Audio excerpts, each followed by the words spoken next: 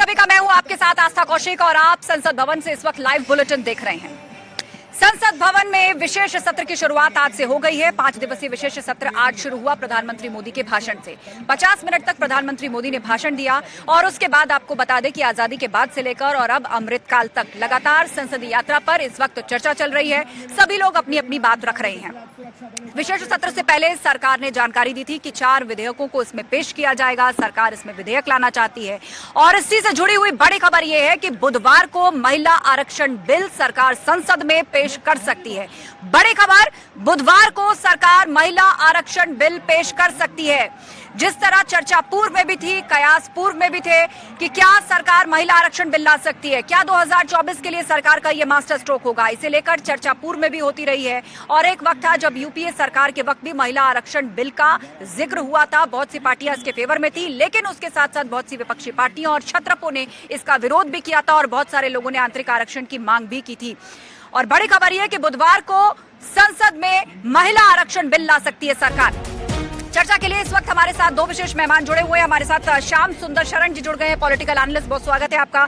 रमेश ठाकुर जी हमारे साथ लगातार जुड़ चुके हैं, पॉलिटिकल एनालिस्ट, वो हमें अपडेट दे रहे हैं।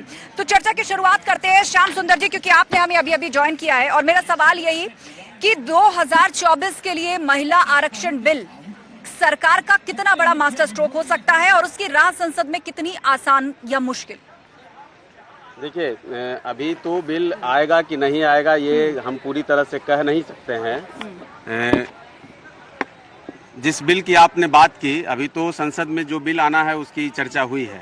अब वो जो बिल प्रधानमंत्री जी लाएंगे तो निश्चित तौर पर अगर वो लाएंगे तो इसको पास होने में कहीं कोई दिक्कत नहीं होगी, क्योंकि मोदी जी का ट्रैक रिकॉर्ड रहा है कि बगैर तैयारी के वो कोई काम करते नहीं हैं। और जिस तरह से महिला बिल की बात है तो निश्चित तौर पर देश में आज 75वीं साल हम लोग मना लिया, अमृतकाल हम लोगों ने मनाया। तो अब महिलाओं के प्रति जो हम लोगों का एक मनोभाव है और ये सभी दल चाहते हैं कि वो उनको एक समुचित जगह दिया जाए, तो इस पर सरकार भी विचार करेगी। और मुझे लगता है कि अगर ये बिल आता है तो विपक्ष को भी इस पर साथ देना पड़ेगा। ठीक है, इसको पास होने में तो कहीं कोई प्रॉब्लम नहीं है। रमेश ठाकुर जी, इस बिल के अंदर अगर हम बारीकियों को समझें तो क्या कहता है बिल? महिला आरक्षण बिल, इससे क्या होगा? क्या सरकारी नौकरियों में महिलाओं को आरक्षण मिलेगा? क्या चुनाव लड़ते हैं पार्टियों के अंदर या फिर राजनीति में महिलाओं को आरक्षण मिलेगा?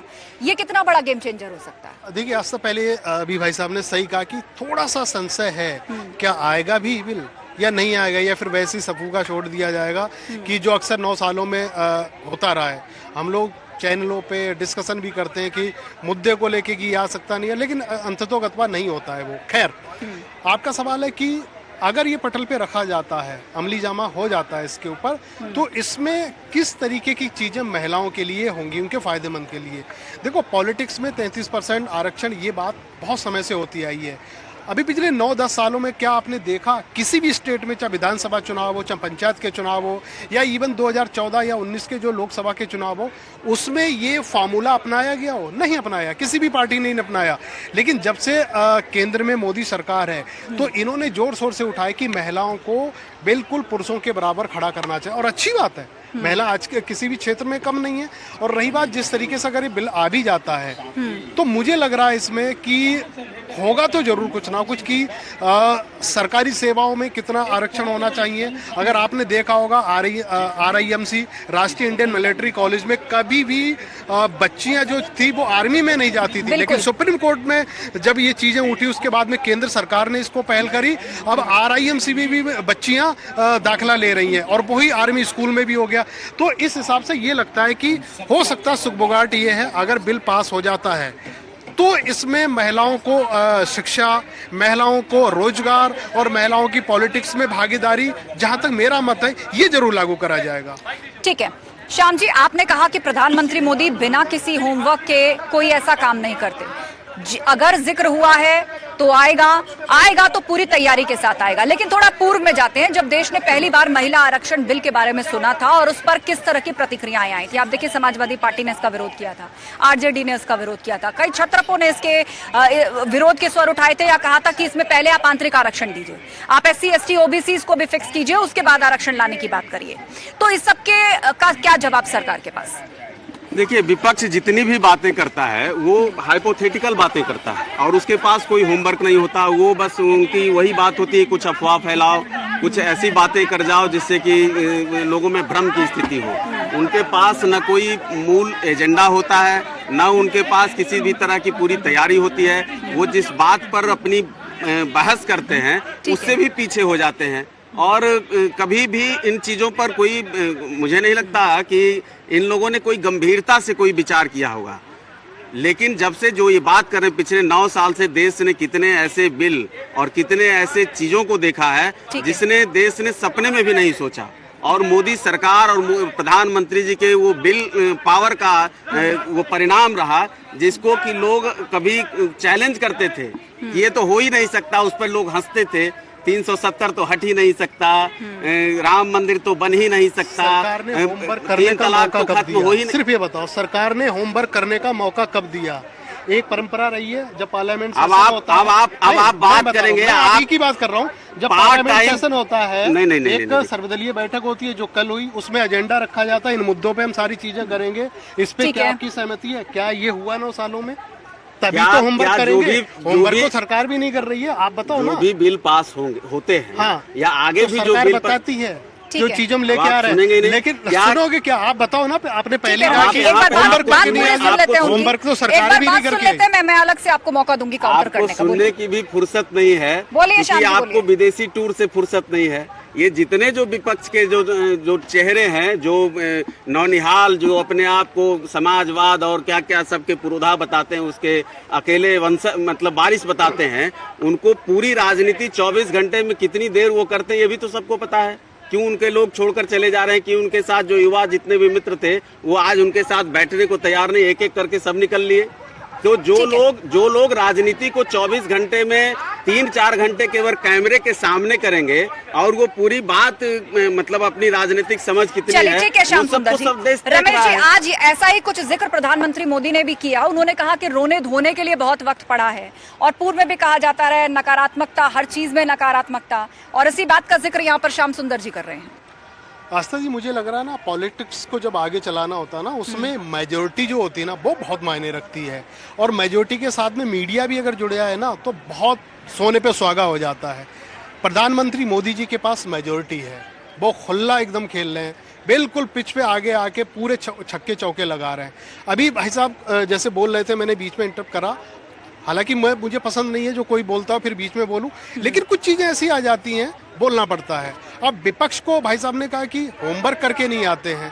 भाई पहले बात तो होमवर्क करने का मौका मिलना चाहिए, नहीं दिया गया। और दूसरी बात, प्रधानमंत्री मोदी बहुत अच्छी तरीके से जानते हैं कि हमें मुद्दे को कैसे डाइवर्ट करना है और रूठे हुए को कब मनाना है।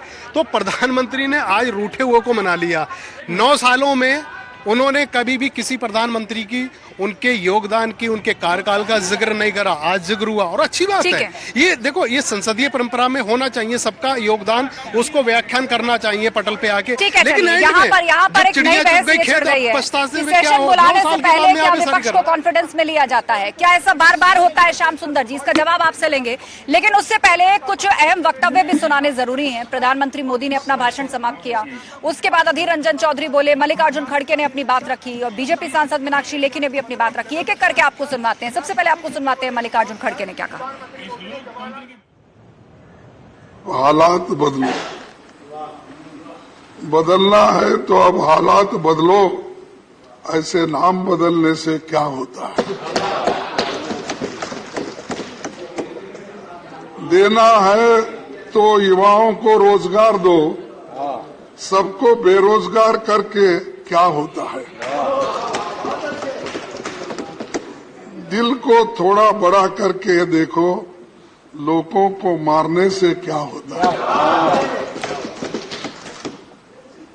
दिल को थोड़ा बड़ा करके देखो, लोगों के मारने से क्या होता है। कुछ कर नहीं सकते तो कुर्सी छोड़ दो। बात में डराने से क्या होता है। बात में डराने से क्या होता है। अपनी हुक्मरानी पर तुम्हें गुरूर है, लोगों को डराने से धमकाने से क्या होता है। बदलना है तो अब हालात बदलो, ऐसे नाम बदलने से क्या होता है और यहाँ से वहाँ जाने से और क्या होने वाला है। जैसा कि प्रधानमंत्री जी ने भी कहा, और जीवन का नियम है, बदलाव उस जीवन का ही हिस्सा है, और उस बदलाव में जैसे जैसे समय बदलता है, इमारतें भी बदलती हैं, लोग भी बदलते हैं, और इस पुरानी बिल्डिंग का बहुत पुराना इतिहास है, और इस तमाम इतिहास के अंदर हम सब के बहुत सारे संस्मरण जुड़े हुए हैं।